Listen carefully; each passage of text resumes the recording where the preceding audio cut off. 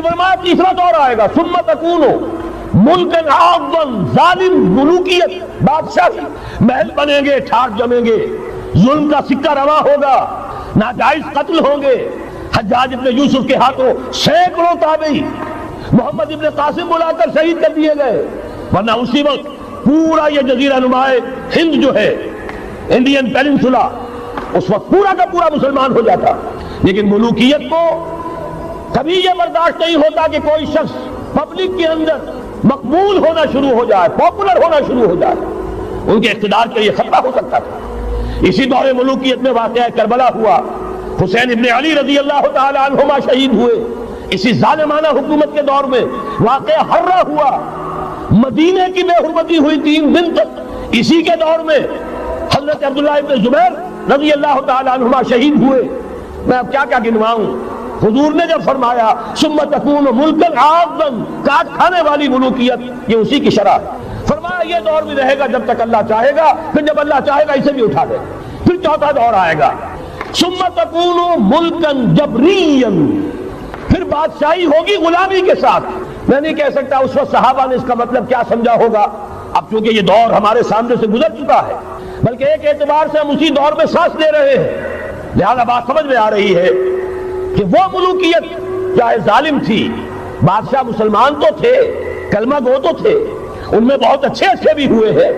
تاریخ انسانی میں مسلمانوں کے جیسے عمدہ مثالیں ہیں عمدہ بادشاہوں کی، شاید تاریخ کے اندر کوئی اور مثالیں پیش نہ کی جا سکتی۔ لیکن یہ کہ اس کے بعد جو دور آیا، کہیں ہم تاج برطانیہ کے غلام بن گئے، ملکہ برطانیہ، شاہ برطانیہ، ہز میجسٹیز گورنمنٹ، ہر میجسٹیز گورنمنٹ، کہیں فرانس کے، کہیں اٹلی کے، کہیں ہالینڈ کے، کہیں اور کسی کے، فرانس کے، اس طرح سے پورا عالم اسلام جو ہے کولونیل دور کے اندر غلامی کے دور میں چلا گیا۔ یہ چوتھا دور تھا، لیکن یہاں تھوڑا سا توقف کر لیجئے۔ یہ چوتھا دور ایک درجے میں ختم ہو گیا ہے، کہتے ہیں دنیا والے کولونیل دور ختم ہو گیا، حقیقت میں ختم نہیں ہوا، براہ راست حکمرانی ختم ہوئی ہے، انڈائریکٹ رول جاری ہے، ریموٹ کنٹرول کے ذریعے سے وہی حکومت کر رہے ہیں، بٹن وہی سے دبتے ہیں، ہم جا کر جھولیاں انہی کے سامنے پسارتے ہیں، انہی سے کبھی سرمایہ کاری کی بھیک مانگتے ہیں، کبھی قرضوں کی بھیک مانگتے ہیں، ان کے چشم ابرو کے اشاروں کے منتظر رہتے ہیں، ہماری جنگ اور صلح ان کے تابع ہے، ہمارے تمام وسائل ان کے تسلط میں ہے۔ وہ دور ابھی ختم نہیں ہوا، فرق صرف یہ ہے پہلے براہ راست حاکم تھے، آج بالواسطہ حاکم۔ لیکن حضور نے فرمایا صلی اللہ علیہ وسلم یہ دور بھی ختم ہو کر رہے گا۔ یوں سمجھیے جیسے کراچی میں لانڈی کورنگی میں کئی نمبر آتے ہیں بسوں میں، Karachi Landhi number 1، Landhi number 2، Landhi number 3، پھر کہیں 3.5 بھی ہوتا ہے۔ آج ہم بیچ میں کھڑے ہیں اس چوتھے دور کے، کہ حضور کے قول کے مطابق ملکن جبرین، یا دور ابھی جاری ہے، نصف ختم ہو گیا ہے، نصف ابھی باقی ہے۔ لیکن ایک بات تو بڑی تلخ ہے، ابھی بقیہ نصف میں بڑی قیامتیں گزرنے والی ہیں۔ اسی بقیہ نصف میں وہ مارکہ پیش آنے والا ہے، اسی میں وہ ملاحم ہوں گے، اسی میں وہ الملحمۃ العظمیٰ ہوگی، اسی میں دجال اکبر کا ظہور ہوگا، اس میں ہمارے اوپر تکالیف اور مصائب ابھی اور اس کے سائے گہرے ہوں گے، اور کچھ روز فضاؤں سے لہو برسے گا، اور غمناک یہ تاریک اندھیرے ہوں گے۔ لیکن اس کے بعد فرمان نبوت پوری شان کے ساتھ ظاہر ہوگا، ثم تکون خلافۃ علی منہاج النبوہ، پھر دور آئے گا خلافت علی منہاج النبوہ کا، دوبارہ وہی دور، بین ہی وہ نظام جو محمد رسول اللہ نے قائم فرمایا صلی اللہ علیہ وسلم، دنیا میں دوبارہ قائم ہو کر رہے گا۔ میرے کئی دوستوں نے کہا ہو کر رہے گا، میں یقین کے ساتھ کہتا ہوں ہو کر رہے گا، صرف یہ کہ ہم یہ نہیں کہہ سکتے ابھی اس میں کتنی دیر ہے۔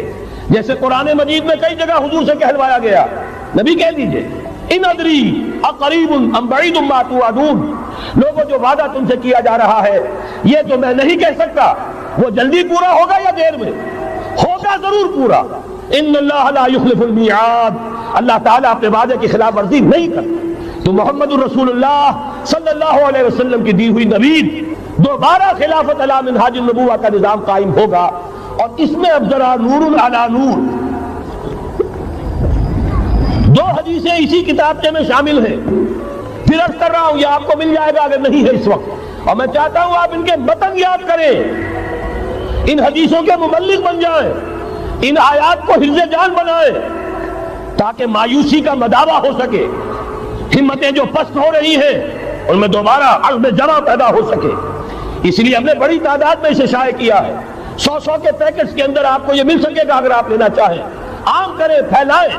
پہلی حدیث ہے مسلم شریف کی، صحیحین میں سے ایک، سند کے اعتبار سے بلند ترین درجہ، حضرت ثوبان اس کے راوی ہے رضی اللہ تعالیٰ عنہ۔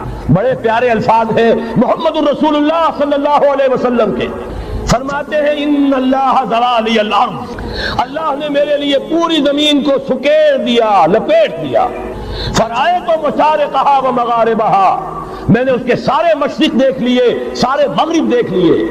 وَإِنَّ أُمَّتِي سَيَبْلُغُ مُلْكُهَا مَا زُوِيَ لِي مِنْهَا، اور یقین رکھو میری امت کی حکومت ان تمام علاقوں پر قائم ہو کر رہے گی جو مجھے اس طرح زمین کو سکیڑ کر اور لپیٹ کر دکھا دیے گئے۔ اب جس شخص کو بھی محمد کی رسالت پر ایمان ہے صلی اللہ علیہ وسلم، اسے کوئی شک نہیں ہو سکتا۔ دوسری روایت حضرت مقداد سے، یہ مسند احمد ابن حنبل کی روایت، حضرت مقداد رضی اللہ تعالیٰ عنہ فرماتے ہیں حضور نے ارشاد فرمایا لا يبقى على ظهر الارض بیت مدر ولا وبر الا ادخلہ اللہ کلمۃ الاسلام، اس روئے ارضی پر کوئی گھر نہیں بچے گا، نہ اینٹ گارے کا بنا ہوا نہ کمبلوں کا بنا ہوا خیمہ رہے گا جس میں اللہ تعالیٰ کلمہ اسلام کو داخل نہ کرے۔ کل روئے ارضی پر ہر گھر میں اسلام داخل ہوگا۔ لیکن اس میں بڑی اہم بات ہے، ہمارے بعض دانشور آج جو گمراہیاں پھیلا رہے ہیں اس کا توڑ اس حدیث میں ہے، اور ہمیں صدمہ ہے۔ علامہ اقبال کا فرزند، اور وہ اس مغالطوں کو عام کر رہا ہے، اور بھی چھٹ بھئیے دانشور تھے، ان کی بات کی کوئی اہمیت نہیں تھی، لیکن اب وہی بات کہی ہے ڈاکٹر جاوید اقبال نے۔ اس حدیث میں اس کا توڑ ہے، اسلام کا غلبہ ہوگا تو کیسے ہوگا؟ بعز عزیز و ذل ذلیل، یا تو کسی عزت والے کے اعزاز کے ساتھ ہوگا اور یا کسی کمزور کی مغلوبیت کی بنیاد پر ہوگا۔ اما یعزہم اللہ، یا تو اللہ گھر والوں کو، خیمے والوں کو اعزاز عطا فرمائے گا، فیکونون من اہلہا، وہ اسلام ہی کے کلمے کو قبول کر لیں گے، وَإِمَّا يُذِلُّهُمْ، یا اللہ انہیں مغلوب کر دے گا، فَيَدِينُونَ لَهَا، اور ان کے لیے لازم ہوگا کہ وہ اسلام کی تابعداری اختیار کریں۔ یہی دو راستے ہیں، یہی سورہ توبہ میں بتایا گیا تھا۔ ان یہودیوں سے، ان نصارہ سے مسلمانوں جنگ جاری رکھو، حتیٰ یؤتوا الجزیۃ عن ید وہم صاغرون، یہاں تک کہ اپنے ہاتھ سے جزیہ پیش کریں، چھوٹے بنے، اسلام کی بالادستی کو قبول کریں۔ میثاق مدینہ یہ تو اصل میں جد و جہد کے دوران کا ایک مرحلہ ہے۔ دوران میں تو کبھی صورتحال بدلتی ہے، تدبیریں ہوتی ہے، صلح بھی ہوتی ہے، جنگ بھی ہوتی ہے۔ آخری فیصلہ قرآن کا کیا ہے؟ مسلمان اور غیر مسلم مل کر ایک امت نہیں بن سکتے، ایک ملت نہیں بن سکتے۔ اسی بنیاد پر پاکستان بنایا۔ دو قومی نظریے کا سب سے بڑا پرچارک علامہ اقبال، وطنی قومیت کی نفی کرنے والا شدید ترین الفاظ میں علامہ اقبال، اور اس کے فرزند جو ہے وہ ایک قوم ہونے کا تصور دے رہے ہیں مسلمانوں اور غیر مسلموں کو۔ یہاں تو ایک ہی راستہ ہے۔ صحابہ کرام کی فوجیں جب نکلی، جہاں گئی، تین آلٹرنیٹیو، ایمان لے آؤ، ہمارے برابر کے ہوگے، بھائی ہوگے، جان مال عزت آبرو املاک جائیداد ہر چیز جیسی ہے ویسی رہے گی، ہمارے کندھے سے کندھا لگا کر کھڑے ہوگے۔ یہ نہیں تو چھوٹے بنو، اسلام کی بالادستی قبول کرو، جزیہ دینا منظور کرو، اور یہ بھی نہیں تو صرف ایک تھرڈ آپشن ہے، آؤ میدان میں، تلوار ہمارے اور تمہارے درمیان فیصلہ کرے گی۔ یہ ہے تاریخ۔ آخری بات جو کہی گئی سورہ توبہ میں وہ تو یہ ہے، میثاق مدینہ تو ایک درمیان کی ایک تدبیر ہے، معاہدات ہوتے ہیں۔ معاہدات تو مشرکین عرب سے ہوئے، جس کی کامل تنسیخ کی براءۃ من اللہ ورسولہ الی الذین عاہدتم من المشرکین۔ سارے معاہدات آج ختم کیے جا رہے ہیں، اعلان عام کیا جا رہا ہے، کوئی معاہدہ نہیں ہے۔ باطل دوئی پسند ہے، حق لا شریک ہے، شرکت میں آنا ہے، حق و باطل لے کر قبول۔ علامہ اقبال تو یہ کہہ رہے ہیں، بارہ ذہن میں رکھیے، حضرت مقداد کی اس حدیث نے بہت بڑا عقدہ حل کیا ہے۔ اسی لیے جب حضور سے یہ الفاظ سنے حضرت مقداد نے تو کہتے فقلت، میں نے اپنے دل میں یہ کہا، وَيَكُونَ الدِّينُ كُلُّهُ لِلَّهِ، یہ جو سورہ انفال میں الفاظ آئے ہیں، دین پورا کا پورا اللہ کے لیے ہو جائے گا، یہ تبھی ہوگا جبکہ کل روئے ارضی پر کوئی گھر نہ بچے، کوئی خیمہ نہ رہے، جو یا تو اس کے گھر والے اور خیمے والے اسلام لے آئیں یا اسلام کی تابع داری قبول کر دیں، سب کے لیے تیار ہو، تب ہوگا۔ اسی کو اقبال نے کہا تھا جواب شکوہ میں، وقت فرصت ہے کہاں، کام ابھی باقی ہے، نور توحید کا اتمام ابھی باقی۔ لیکن یہ جو حدیثیں میں نے آپ کو سنائی ہے، علامہ اقبال نے در حقیقت انہی کا نقشہ کھینچا ہے۔ آسماں ہوگا سحر کے نور سے آئینہ پوش، اور ظلمت رات کی سیما پا ہو جائے گی، پھر دلوں کو یاد آ جائے گا پیغام سجود، پھر جبھی خاک حرم سے آشنا ہو جائے گی۔ آنکھ جو کچھ دیکھتی ہے لب پہ آ سکتا نہیں، محو حیرت ہوں کہ دنیا کیا سے کیا ہو جائے گی۔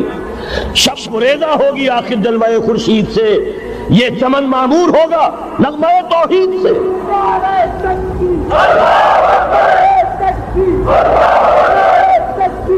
میں نے اس پر جو عنوان قائم کیا ہے، کل جہاں معمور ہوگا نغمہ توحید سے، یہ پورا کا پورا عالم کرۂ ارضی جگمگا اٹھے گا۔ اشرقت الارض بنور ربہا، وہ نور رب کا جب اطمینان ہوگا پوری یہ زمین اس سے چمک اٹھے گی۔ یہ ہے وہ پیشین گوئیاں۔ اب میں آپ کو بتانا چاہتا ہوں کہاں سے ہوگا۔ موٹی سی بات یہ ہے، پہلے خلافت علی منہاج النبوہ کا نظام قائم ہوا، کل روئے ارضی پر ایک دم نہیں ہو گیا۔ ایک ملک جزیرہ نما عرب، محمد الرسول اللہ صلی اللہ علیہ وسلم والذین معہ رضی اللہ تعالی عنہم اجمعین، ان کی جد و جہد، ایثار، قربانی، اس کے نتیجے میں جزیرہ نما عرب وہاں یہ نظام قائم ہو گیا۔ پھر پھیلا، پھر توسیع ہوئی۔ 3 لشکر نکلے تھے، مشرق، مغرب، شمال۔ شمال میں اوسیائے کوچک ترکی کا علاقہ، مشرق میں خراسان تک، مشرق میں یہ ماوراء النہر تک، مغرب میں بحر اوقیانوس تک دشت و دشت ہے، دریا بھی نہ چھوڑے ہم نے، بحر ظلمات میں دوڑا دیے گھوڑے ہم نے۔ اب بھی یہی ہوگا، کسی ایک جگہ سے ہوگا۔ یہ میں اب آپ کو بتانا چاہتا ہوں کہاں سے ہوگا۔ پہلے اس کے جو شواہد ہیں وہ سمجھ لیجئے، پھر حدیثیں میں سامنے لاؤں گا۔ میں نے عرض کیا تھا کہ مغرب سے یہ سیلاب نیو ورلڈ آرڈر کا چلا، جو کہ در حقیقت یہودیوں کا مالیاتی نظام ہے۔ اس مالیاتی شکنجے میں انہوں نے یورپ، امریکہ کو جکڑا ہوا ہے۔ اس کے بعد ان کی فتوحات کا دائرہ عالم عرب ان کے شکنجے میں آ چکا۔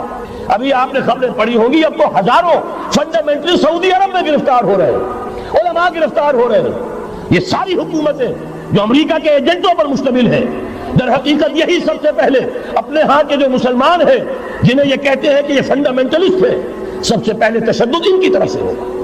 بہرحال اب اس سے آگے ہے عالم اسلام کا وہ حصہ جس میں میں اور آپ بھی ہیں، یہ غیر عرب عالم اسلام، ایران سے شروع ہو کر پھر افغانستان، جو حضور کے زمانے میں خراسان کہلاتا تھا، یہ پورا افغانستان، کچھ تھوڑا سا حصہ ایران کا، کچھ تھوڑا سا حصہ روسی ترکستان کا، کچھ حصہ پاکستان کا، یہ سب حضور کے زمانے میں خراسان کہلاتا تھا۔ اس کے ضمن میں جان لیجئے اب یہ نیوکلیس بننے والا ہے، یہاں سے خلافت کا آغاز ہو کر رہے گا۔ اس کے شواہد کیا ہیں؟ پہلی بات نوٹ کیجئے، ختم نبوت کے بعد سارا سلسلہ مجددین کا ہے رحمہم اللہ۔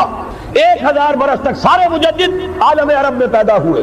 11ویں صدی سے یہ صنم خانہ ہند مجددین کی آماجگاہ، مجدد الف ثانی رحمت اللہ علیہ 11ویں صدی ہجری، یا الف ثانی اسی کے دوسرا 1000 سال وہیں سے شروع ہوا۔ کہاں کے رہنے والے تھے؟ 12ویں صدی کے مجدد اعظم شاہ ولی اللہ دہلوی، 13ویں صدی میں سید احمد بریلوی اور ان کے ساتھی شہید شاہ اسماعیل شہید، 14ویں صدی میں شیخ الہند اسیر مالٹا، انگریز سے ٹکرا جانے والا۔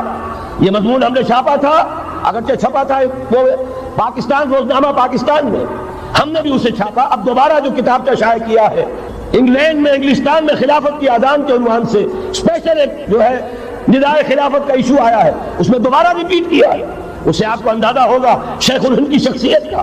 جرمنی تک سے ان کی گفتگو چل رہی تھی، دارالخلافہ ترکی سے گفتگو چل رہی تھی، ہندوستان کو آزاد کرا کر دوبارہ اس کو ایک دارالاسلام کی شکل دینا۔ اس لیے کہ اس وقت تک آپ کو معلوم ہونا چاہیے ہندو ابھی سویا ہوا تھا۔ وہ غلامی کا جو بھی اس کے اوپر اثر پڑا تھا، مسلمانوں کی 1000 سالہ غلامی کا، اس کی وجہ سے اس میں کوئی حوصلہ تھا ہی نہیں۔ سیاست کے میدان میں ہندو ابھی آیا ہی نہیں تھا۔ اس وقت اگر کہیں وہ تجویز کامیاب ہو جاتی، وہ برلن پلان، وہ ریشمی رومال تحریک، تو واقعہ یہ ہے کہ 30 برس اور یہ بر عظیم پاک و ہند انگریز کا غلام نہ رہتا۔ وہ تحریک نہیں۔ پھر یہ کہ اگر خلافت کو ختم کیا گیا، تو احتجاجی تحریک چلی تو یہاں، اور کس سد و مد کے ساتھ؟ مولوی اماں محمد علی کی جان بیٹا خلافت میں دے دو، پورا بر عظیم پاک و ہند گونج اٹھا۔ گاندھی کو شریک ہونا پڑا تحریک خلافت میں، کہاں گاندھی کہاں خلافت۔ پھر اور شواہد نوٹ کیجئے، وہ جو کولونیل رول بظاہر ختم ہوا ہے، تمام مسلمان ممالک بظاہر آزاد ہوئے، لیکن کہیں بھی تحریک میں اسلام کا نعرہ نہیں لگا، صرف ایک جگہ